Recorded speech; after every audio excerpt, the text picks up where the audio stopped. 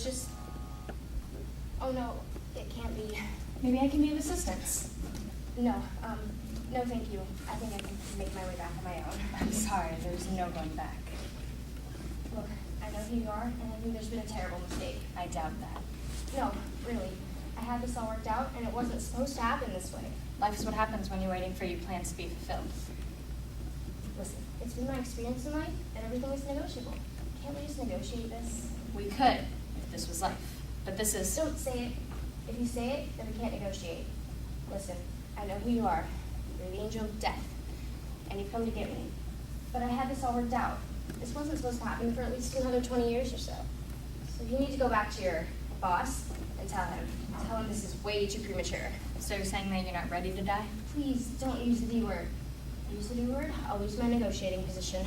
I'm afraid you're operating under a big misconception. No, really. I was going to go with the Jesus option in another 20 years. Everything was going as planned. So you were aware of the Jesus option? Well, of course. Anyone who owns a radio or a television knows that Jesus forgives sins.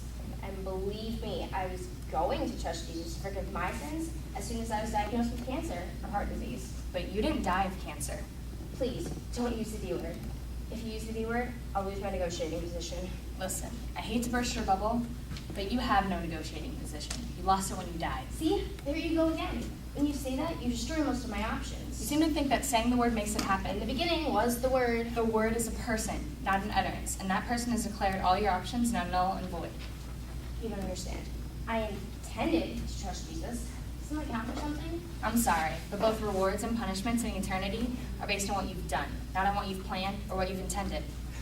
This is a nightmare. I had this all worked out. Where did I go wrong? You were fully aware of what God expected you to do, but you put off bending your knee before God so you could go on sinning. You saw it as delaying your decision, but God saw it as deliberate disobedience. In God's eyes, you were without excuse. What about an appeal? The Bible says that man is to die once, and then after that, to face judgment. So what do you think? There's no way I'm getting into heaven? Let's just say that Jesus is going to put off that decision indefinitely. Go ahead.